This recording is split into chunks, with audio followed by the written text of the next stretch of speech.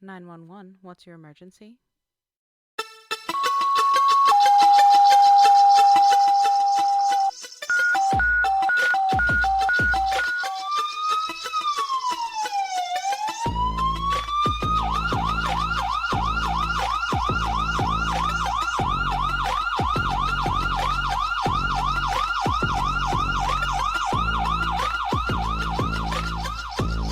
The following content is graphic, emotional, and includes dark humor that may not be suitable for all listeners. Discretion is advised, explicit content included. These stories are based on real life EMS and first responder experiences. The calls are real, the providers are real. Names and patient details have been changed to protect privacy. Episodes may include trauma, suicide, abuse, medical emergencies, mental health struggles, or things your HR department would definitely not approve of. Any advice, opinions, or discussion of medical procedures are based on personal experience and should never override your local protocols, medical direction, or training. Use your damn brain. Follow your guidelines and your local or agency protocols. Follow your training. And when in doubt, call med control. Most importantly, if you're struggling, don't do it alone. Talk to someone, a coworker, a friend, a therapist.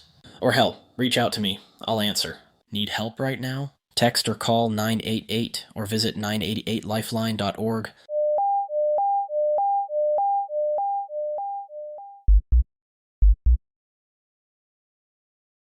Welcome back to Dispatch Dysfunctional. Today we're tearing into a topic every responder knows too well, burnout.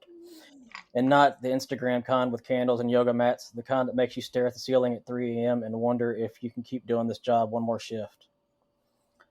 Our guest is Dr. Kristen Donnelly, four-time TED speaker, researcher, co-author of The Culture of Burnout. She doesn't buy the idea that burnout is an individual failure. She says it's cultural, systemic, and if we want to survive it, we've got to stop blaming ourselves and start asking better questions. Kristen, welcome to the show. I framed you as a burnout researcher and speaker, but bios never catch the full picture. What would you like to add about yourself, and what's the key message you want listeners to carry away from this episode? Oh, my gracious. Well, first of all, thank you for having me. And thank you, everyone in the sound of my voice, for the work that you do. You are never thanked enough. So I know it's probably cheesy and you're rolling your eyes, but I want to thank you. The other thing I would love for you to know is that I have been working with and caring about people my entire life. And I have survived burnout myself, for sure, which is a big part of why I'm so passionate about this conversation. But more than anything, I have seen that it looks so different in so many different people. And I wanted to create tools that would work for everyone despite their particular flavor of burnout. I love it. That makes sense. Everybody's burnout shows differently, appears differently, and completely presents differently. Yeah, absolutely. So, Kristen, you said burnout is cultural, not personal. For folks in EMS who are told just toughen it up, what do you mean by that? Well, I mean, America wants you to toughen up. Like, I think on a very real level, American burnout is a different flavor than some other cultures and countries. Burnout exists everywhere. Obviously, we hear a lot about the burnout in Japan and South Korea in particular, and in kind of in those spaces. But we don't really talk about burnout in America because we actually see burnout as a badge of honor. And the reason that we see it that way, and I'm sure you guys see this so much in your particular profession, is that way back in the 1600s, the first group of white folks that showed up and colonized the land had three core beliefs about society. One is that you are only a good person if you work really hard. Two is that you can only work hard if you do it by yourself. And three is that rest is for when you are dead. Yeah, I hear that a lot lately. And so those three things line up pretty well with like the version of capitalism that thrived in the 16 and 17 and 1800s. And so, you know, every other wave of immigrants that came saw what the Puritans did, and they were like, oh, that's the kind, like, that's what the American dream is. Got it. Okay. If I want my streets paved with gold, then I need to do this. And so by the time we get to the codification of America, the founding documents, all of that was assumed as part of life in the New World. And we've never poked at it before. We've never said, are we sure? We've never said, does this work? We've never really explored it. And a lot of that is because we didn't let a lot of other people, the cultural structures that we had to support society where only certain people were in the workforce and other people were forced to be in other circumstances. It kind of supported that world. And then in the last, 50-ish years, a little bit longer than that, but definitely the last 50-ish years, more and more people have been like, you know what? I don't think I need to do this anymore. And also that kind of conversation has shifted with some generational things as well. But all that to say, in order to be successful in America, and by that we mean successful in America means the accumulation of resources, money, land, power, whatever. You are successful in America if you do those things. In order to do those things, you have to burn out or someone else has to on your behalf. Never heard it put that way, and that actually does make a lot of sense. Okay. Wow. So I know you said within the last 50 years. Why is it within the last 50 years we've been looking at it more? Is that just a research perspective or a medical perspective, or are we just able to focus more on it now because of us being able to see the vast majority of burnout and PTSD in responders? I'll be honest, I think it's a yes to all of those factors. I don't go super deep into the medical research. Right. I read what I need to understand. I'm a sociologist. Okay. That's what my doctorate is in sociology, and I have experience in social work and cross-cultural anthropology and adolescent development as well. So that's kind of my bucket. But honestly, one of the things that really triggered it was women being allowed to work outside the home in larger numbers. And that once that began to happen, which that really began to happen with the invention of the birth control pill, once that began to happen and women began to realize that, yes, they left the home, but then they came home and they were expected to do the same amount of work than before they got outside the house jobs. And so a lot of women began to just work all the time, 2 jobs. And so then if you had to take a second paid job, you're working 3 to 4 jobs at one time. That started to kind of expose the lie of our society that any of those myths I said at the beginning, that, you're only a good person if you work hard, like all these kind of other things, aren't necessarily true. And that especially the alone thing, America is one of the most individualistic countries on the planet. We have these myths of self-made people. I'm using air quotes because those don't exist. Like Elon Musk is not self-made. Steve Jobs is not self-made. Like they're just not. They needed a whole lot of people. If nothing else, their mothers gave birth to them and therefore they needed their mothers. But like they need people to do what they did. They're just the solo frontmen. That doesn't mean that they've done it all alone. They just want you to believe that, because then you can't achieve what they've achieved. But you guys in your profession, you can't do anything by yourself. There has to be partnerships. There has to be, stuff together, or stuff gets a little dicey. And unfortunately, a lot of the rest of us in our jobs have not translated that into foundational things of our profession. And so in the last, really, as more and more people began to question, oh my gosh, so in Europe, they get 6 weeks vacation and those countries still function. Why do I get 5 days? Right. And we start to have people travel a lot more. We start to have multinational corporations. Then we start to have millennials coming into power who did study abroads in college. They met people in different cultures and different countries. And all of a sudden you just start to get a lot more questions. Yeah, I've actually worked with a bunch of Europeans, and it's very interesting to see the vast differences in our cultures. Even though most of us do have European descents, the way that Europe operates and treats their people is completely different than us here in the States. Absolutely. And I lived in Northern Ireland for a bunch of years, and that's where my husband is from. So he and I talk a lot. He's worked in the US before too. So he has a specific perspective that's always helpful. But one of the things we always say is that Northern Ireland, so therefore most of the rest of the UK and the Republic of Ireland as well, kind of a crass overgeneralization, but their cultural priority is family or, something else.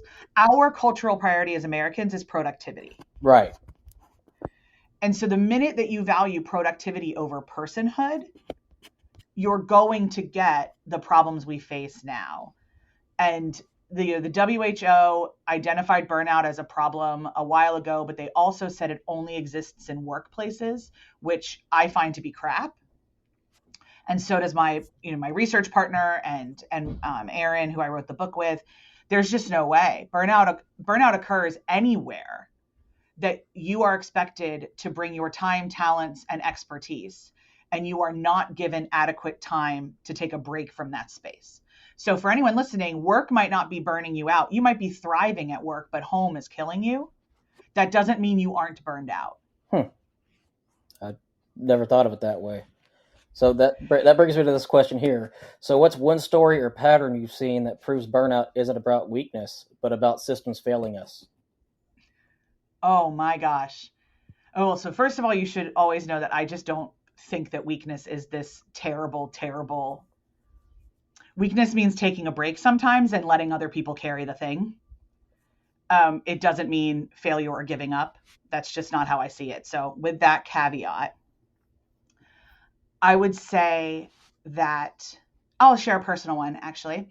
So a couple of years ago, I think it was like fall of 22, I had been going, quote unquote, probably nonstop since the fall of 2015. I had been traveling. I had been helping, I'm part of a family business. I'm the co-owner of a network of companies that my father started. And at that point in time, for, a little while, we had one in North Carolina. I spent a lot of time outside of Philadelphia. I barely saw my husband except over text message. Oh, wow. But I would have told you, lockdown, honestly, was the time that we've seen each other the most in the last 10 years. But I would have told you that I was fine. I was totally fine. Yeah, I was tired and I felt overwhelmed and I would stumble a lot over my words, but I was fine. And then in the kind of beginning of December, I woke up coughing so hard that my body was jackknifing. Oh, wow. And went to the doctor and he diagnosed me with double walking pneumonia. Fun. And put me on my sofa and said, I do not have children. And so he was very clear. If I had children, I would have gone to the hospital because I was not in a place to care for anything else besides myself. Wow. And caring for myself meant sitting on my sofa. And that, as a, hypomanic workaholic, that was a death sentence. I could not fathom it. And I was so overwhelmed. I think I took 2 days mentally to sleep or watch reality TV or something. And then I was messaging my team and talking to my dad and my brother. And I'm like, okay, give me work to do. And they're like, you have double walking pneumonia. What are you talking about? You need to. And I'm like, well, I don't want to let anybody down. And they're like, if you die, you'll let us down more. That's very true. You can't take care of anybody when you're dead. Nope, can't help anybody. So I felt like I had done something terribly wrong by not being available. But what was true is that my body finally got through to me. And my body finally said, no, we're done now. This has been a while. You need to stop. And because you are not capable of making that decision, we will make it for you. And so on the back end of that, I had, that triggered some bigger mental health questions I needed to answer and I needed to address. I sat on my sofa for 6 weeks. It is the longest I have not worked.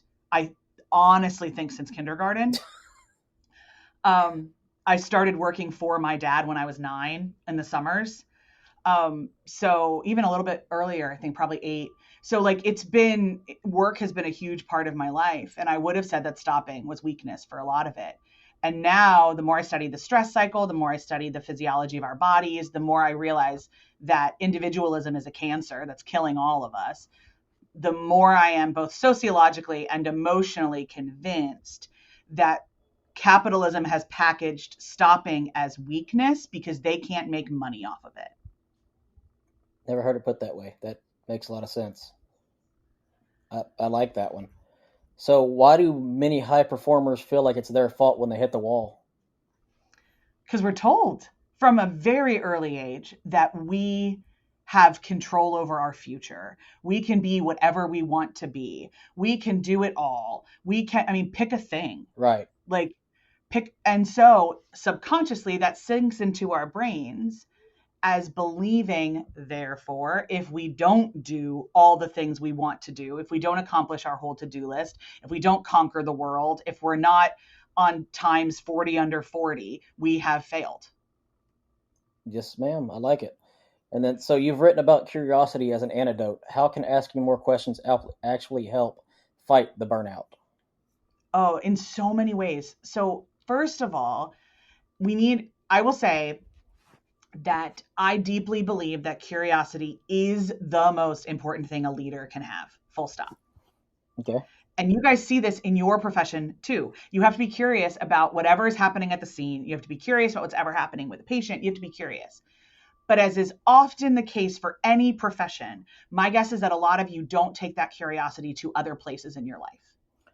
A lot of the times, no. I think some of us, myself, I know for a fact, I don't like asking a lot of questions when I'm off of work because it seems to draw me back to work, if that makes any sense.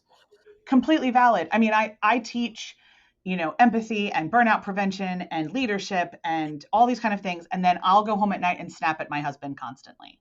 Gotcha. And I just spent 8 hours telling other people not to do that. This is very, very normal.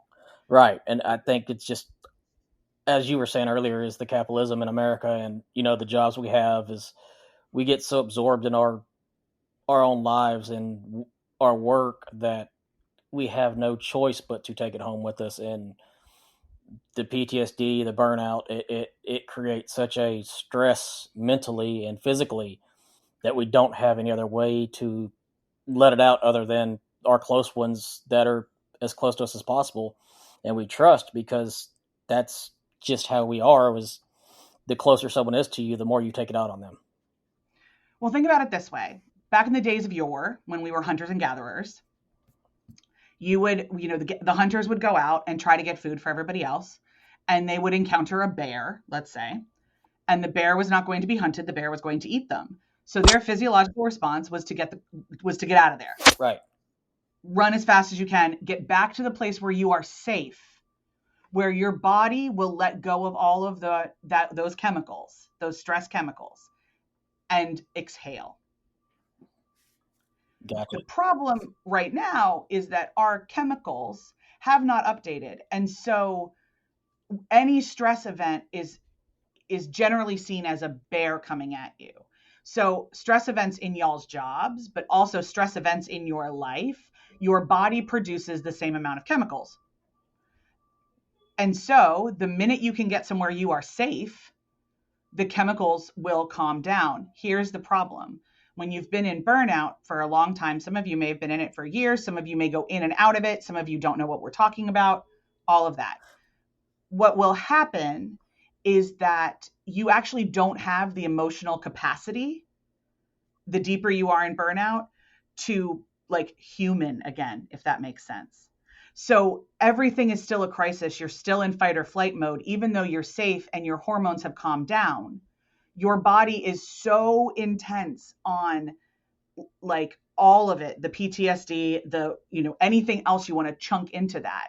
There's not space to human. But you're safe, right? You're with the people that you love. Unfortunately, it's like this double-edged sword where you're safe now, but because your body doesn't actually think you're safe, it's not fully safe, it hasn't fully calmed down, these consequences kind of come out. And so when we talk about burnout prevention, we talk about these practices that we like to introduce to increase your emotional capacity. You're not a bad person that you snapped at your wife, you're exhausted. And that exhaustion is not your fault. However, it is your responsibility, and there are things you can do about it. And I think that we have conflated for a long time responsibility and fault. And that has frozen a lot of us in figuring out what to do about burnout. Because the minute someone tells you, well, if you haven't, oh my gosh, do 4 yoga routines a week and take a bubble bath and go on vacation and you'll be fine. And then you do all of those things and you come back and you're like, I'm not fine. You immediately assume that something's wrong with you. And it's funny you just said that because that's actually my next question. Is you've joked that bubble baths and yoga retreats don't fix burnout. Why not? Because they don't work for everybody, man. That's the thing. So my best friend who I work with, Erin, who I wrote the book, she loves yoga. Like she really does. And we joke about this all the time. She loves yoga. It works for her. I went about 3 times, hated it. Just absolutely hated it. And so every time I would go to any of these things and hear like, well, yoga is really what'll cure burnout, I would just sit there and be like, well, guess that's never happening for me. Great. And I'd go on Instagram and it would be like, well, buy this set of candles for 3 installments of $19.95. And if you meditate and all these kind of other things. And I grew up in the church. And so there was a lot of things when I was growing up in the 90s. It was like, well, you should pray for X number of hours a day or X number of minutes a day or X number, whatever. And that's just meditation to me now. So people that are like, meditate for X number of days. I'm like, hi, I have bipolar. We don't want me in silence alone with my head. That's not what's going to work here. So we got to figure out something else. And I don't like bubble baths and I have chronic pain. And so like being in one position isn't great. So Erin and I went down this whole list of like everything we'd ever been recommended. We're both in our early 40s. I started going to women's conferences at like 10, 11 and hearing about preventing burnout then because I was at ministry conferences, again, grew up in the church. Right. And burnout is massive in professional church life, utterly massive. Did not know that. That's interesting. Yeah, it's whole theories as to why that is. But it's a similar level to education, like professional education. So for a lot of the same reasons, but all that to say, I've been being told for years that here are the things that will solve it. Well, here's the issue. And one of the big things that people kept saying was just get enough sleep. And I was like, okay, I would love to do that. Could you tell me how? Like, how? And they're like, well, just get more sleep. And I'm like, you are entirely unhelpful. Like, what is this? So we started digging in, and what it really comes down to is that whatever works for you when it works is great. But no one has the right to say what works for other people. And if somebody stands before you and says, here, take my course, take this supplement, join this running club, it will cure your burnout. They are selling you something. And most of the time it's snake oil. And most of the time it's snake oil. And now, again, if that snake oil works for you, rock on. But if it doesn't work for you, please give yourself grace. Remember that life is written in pencil and try something else. Because the curiosity to kind of tie this back, I totally respect not wanting to ask questions at home. Like, why would you guys? And the questions you ask during the day are life or death. So why are you asking, like, what are we having for dinner when you get home? Like, that's a different scale. But the curiosity I would encourage you to start with is the curiosity of your own self. Gotcha. So when you snap at somebody, when you are somebody you don't like very much, ask why. And if the first thought is, well, just my job is hard. Okay, no. What about today was hard? No. And is what was hard today systemic or momentary? If it's systemic, is there another solution? Is there a support structure? Do I need to talk to somebody? The more curious you can get with yourself, the more of that capacity that you'll have. And then we build in these kind of other solutions around it that I'm sure I'll talk about in a minute. And that capacity gets a lot bigger in order to create health for you and everyone that you love and care about. That actually answered my next question. I was going to ask is what's one practical step people can take that's more effective than self-care hacks, but you pretty much just answered that one. Well, I mean, I've got some others too, if people aren't in a place to do that. If you're not in a place to do that, there's even smaller ones because that's hard work. Being curious with yourself is hard work. It is. Being all of that is hard work. So we have 4 categories that we say you need to mind and build practices around that will help do it. Kind of the 4 pillars of burnout prevention. And the first one is rest. And I can only imagine that y'all's is totally screwed up. Not at all. Like totally screwed up. So I don't know what those kind of tips or solutions or anything for y'all's profession would look like. So I'm not going to presume. I'm just going to say, like, we know physiologically that in order to perform at our least stressed point, we do need to sleep. So that has to happen in some way, shape, or form. But while you're working on that, there's some others. One is rejuvenation. We have to do things that make us happy on a routine and regular basis. And so they can be big things. Like I really love going to Disney. And I really love Taylor Swift, and I really love sports, and I go to as much live hockey and baseball as I possibly can. And those are big things that make me happy. But so is like this one brand of coffee that I make sure I have in my K cup every morning. And like joy is not a negotiable entity of human life. It's not the forgotten thing that we just let kids do. It's joy is an animating feature of human life, and we have to prioritize it. I think And joy then is the next one, not to interrupt you, but I think joy is honestly something that a lot of people overlook and is necessary in our lives, because without joy, it would be nothing but depression.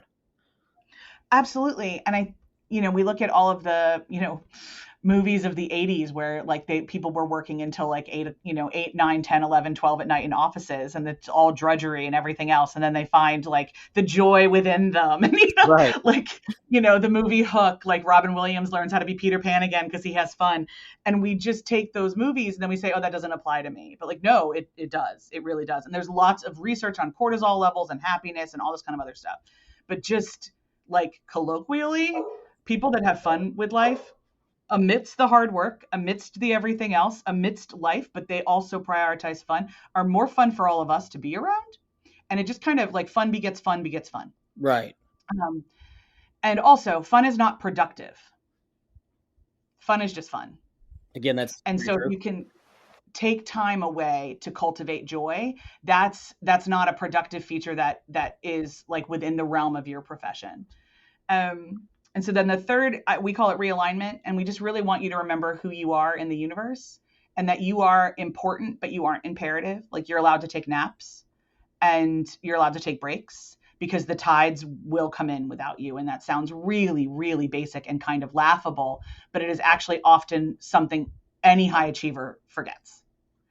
And that's a major thing. And so if somebody has a dedicated spiritual practice, this is where we say to do that, to realign with your spiritual practice. If you don't have one, come up with a practice that reminds you how small you are, and not in a bad way, but just in a realistic way. And then the final one is reconnection, which is find your people and spend intentional time with them. This is not proximity with strangers. This is not being, this is not that. This is, here are my handful of people who know me when I have forgotten who I am. And here is how I will make sure I spend time with them. And the more you can cultivate practices around those 4 pillars, rest, rejuvenation, realignment, and reconnection, the more you can prevent burnout. Because here's the other thing, the other secret: you're never, ever permanently out of it, ever. In professional life in America, we're all going to dip in and out of being threatened by it all the time. It's not a linear thing. Life changes, things happen. Parents get sick, kids get sick, all of that kind of stuff. So the more you can build those practices in, the more you can shore yourself up again against the thing that will most likely happen again. I gotcha. So you've worked across generations. What does Gen Z call out differently than, say, boomers for burnout? They deeply believe that, like as a generation right now, pattern wise, that their time is theirs. And so they will give you the time they're on shifts or whatever, but outside of that, that time does not belong to you. Older generations didn't view it that way necessarily. Now, different professions are different. From the research I've read on y'all's, that's not a universal issue that you face, unlike some other spaces.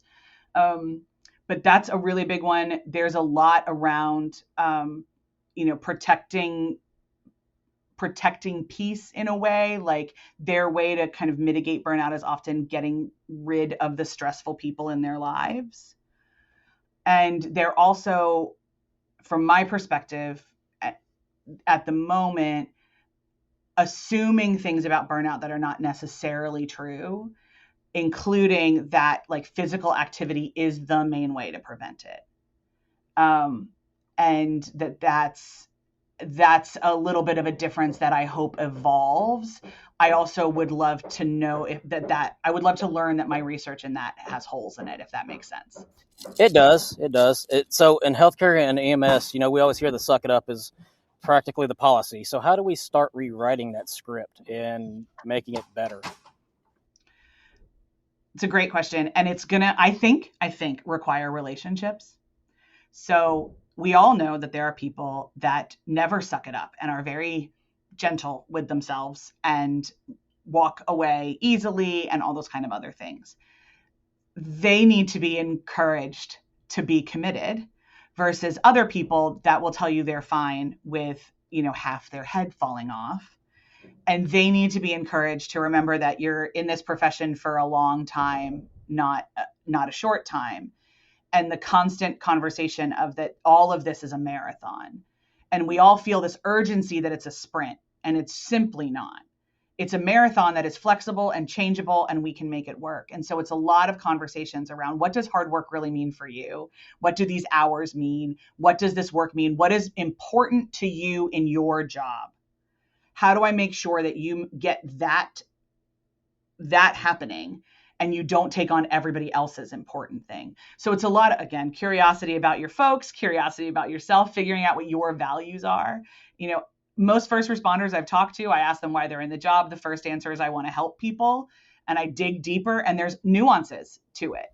I really want to make sure my neighborhood is safer. I really want to make sure that the schools are really cared about. I want to make sure that there's less gun violence. Like there's nuances once you dig. And if we can dig to those nuances and create plans around those nuances, that might be a really good place to start.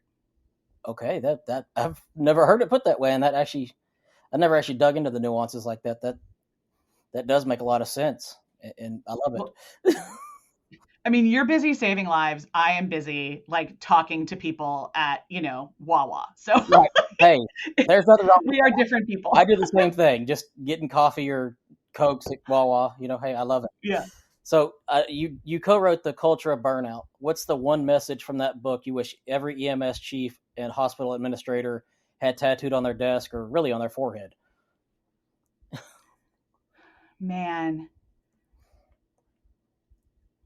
it's not your fault. You're not crazy, and it is fixable. Gotcha. And so how do leaders accidentally fuel burnout without realizing it?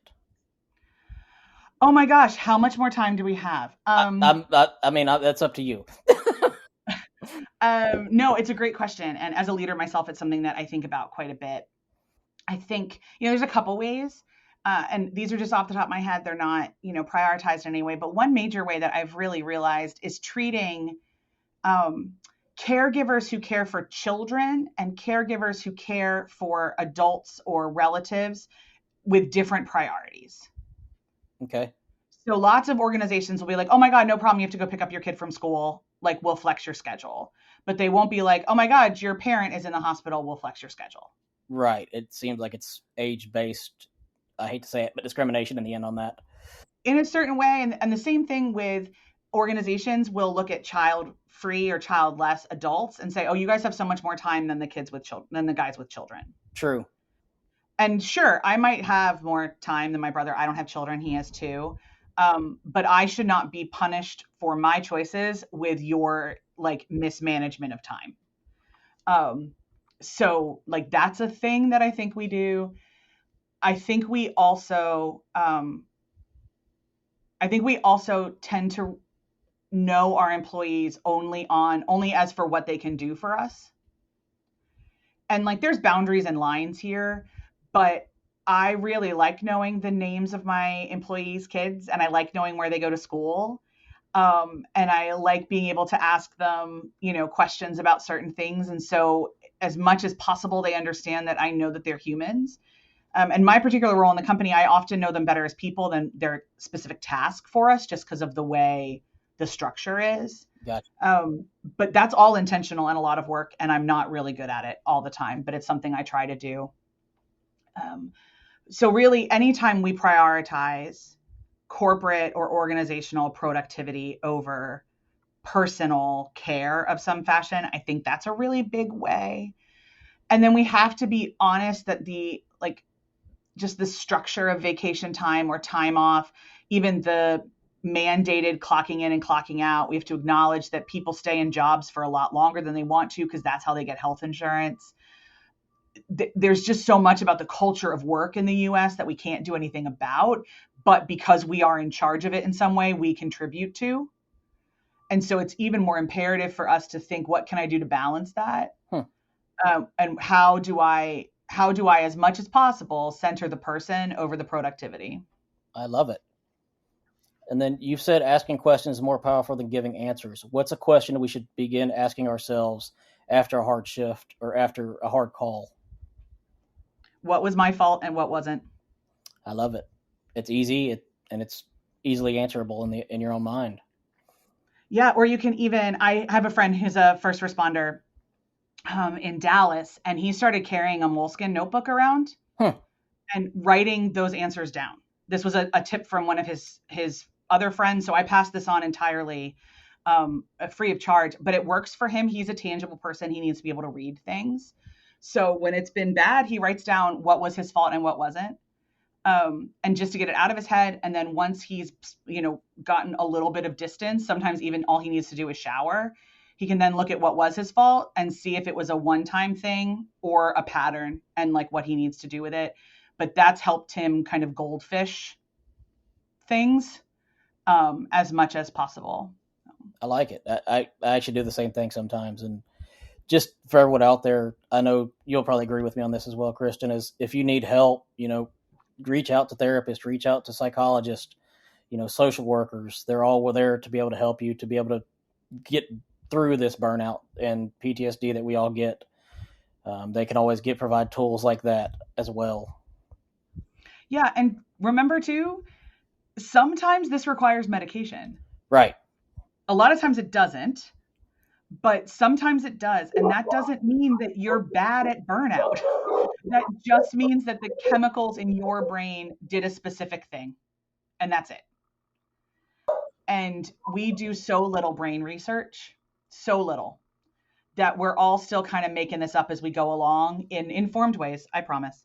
But the greatest thing about going to a therapist, a social worker, or whoever, especially one who's trained, who is particularly passionate about working with y'all, and they are certainly out there. Psychology Today is an easy way to start finding some people, is that they are there to hold whatever you need them to hold for an hour a week or every month or whatever.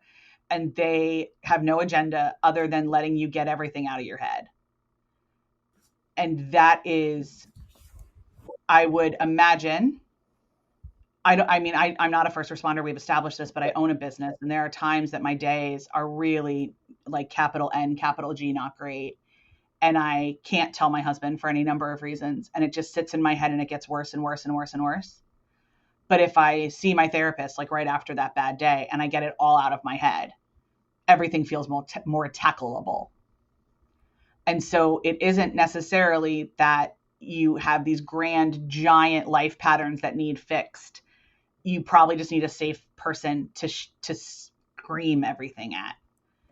And that is a huge part of employing that category of person. And I agree on that also. That's one thing that actually my psychiatrist that I started seeing myself is he pointed out to me that you don't talk to someone that you don't trust if they're a professional. You have to be able to trust your therapist, your psychologist, your social workers. So for everyone out there thinking that they can't trust one, there is one out there that will be able to listen to you and you can build trust with. You just have to find that right person. Yeah, and it's annoying that it takes a little bit of jumping, for sure. That's very annoying, and it's vulnerable, and you don't have time, and like all this kind of other garbage. But once you find the person that makes sense, give it a whirl and do what you need to. I mean, I've been in and out of it for a long time in my life, and I have found for my own particular stressors and PTSDs and all those kind of other things an eminently helpful presence to have someone ask me questions and make me answer them. Right. I gotcha. So if you could redesign the workplace culture for first responders from scratch, what would be non-negotiable? I don't know like all the nuances, I will admit. I think the first thing that should be non-negotiable is food that doesn't come from McDonald's. That's just my thought. Um, like maybe vegetables. I feel like vegetables should be a really big important thing. Um, I just hear I just any job that requires you to be in a car all the time doesn't allow you to prioritize your own person and your own body that well. And so I wish for you guys that that would happen. Hydration, such things. Non-negotiable. Man, outside of vegetables, I think I would love it. I have no idea if this is feasible at all, but this is fairy tale land. I would love it if a big part of every kind of review or anything else, it also includes the areas in which that like there's been growth and there's good things happening and there's really admirable skills that may or may not be happening. And then I also think there should be fun, like a party every month. That actually could be possible. I actually worked for a service that did something like that, and it was great. Privately owned, of course, but great company. Yeah, I mean, potlucks are great. I think sometimes folks think it needs to be this like big catered something. Like everybody can go to ShopRite and get like a potato salad. Like it'll be fine. Just throw like say this hour is for us. We the organization will buy the meat. You guys bring everything else, and we'll just be together for an hour. That is even more important to a lot of folks than like if you do that every month versus a one-time Christmas party. Right. It's a different. There's not expectations. There's community instead. And I think that's a big thing is a lot of us in EMS and fire is, every time we go to these events, there's always sponsorships and donated stuff. And it just seems like it's such a money grab for the, for the services in the end to us, Yeah. if there was a true, hey, this is just for y'all. We're not bringing outside people in, of course, still get donations if possible, but not have the big banners of, oh, look, 4 donated, Yeah, that would be very frustrating to me too. I mean, we have 25 folks here in my organization, 28 in the building. And every Thanksgiving is a potluck. That's awesome. And we always end up with more food than we even possibly could fathom needing. Because everybody brings what they want to share. And the other piece of that for culture is especially if you have, I mean, every single organization in the world is multicultural. But if you have a particularly vibrant multicultural thing, have them bring, here's a potluck, bring your favorite dish from childhood. Gotcha. It doesn't need to make sense. It doesn't need to go together. Top Chef has taught us all that like food has to be perfect. It does not. No. It can be like, it honestly can be the potluck in the church basement in 1984. It is fine. And so bring the thing. People get to learn what people love about food. There is a real specific kind of community that bonds when people eat together. All of that is possible, and it can cost you less than $100. Very true. So for the medic driving home in silence after a 24-hour shift, for the nurse scrolling job postings at 2 a.m. just to feel they have a way out, or for the firefighter who hasn't told anybody how heavy it's gotten, what do you want them to know right now about burnout?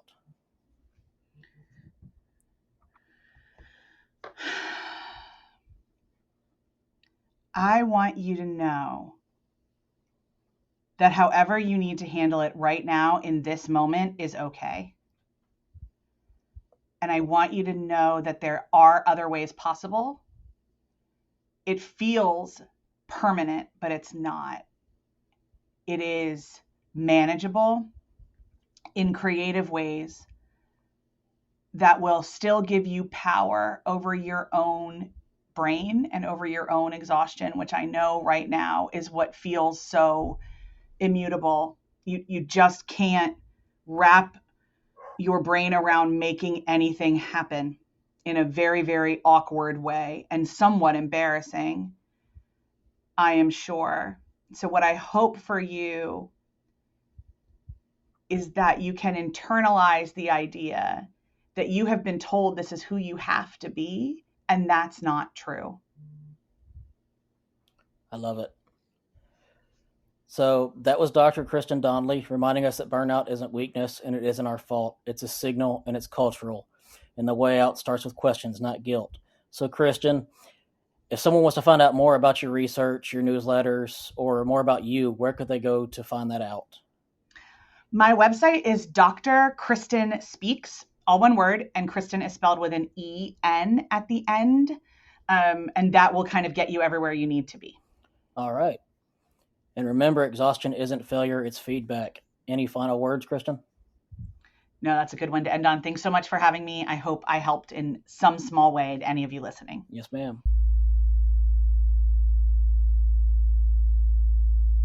If you think it's too heavy to say it anyway. It beats a eulogy. You don't have to apologize for surviving however you can. You're not the reason things are heavy, you're the reason they're still moving. Need support right now? Text or call 988 or visit 988lifeline.org.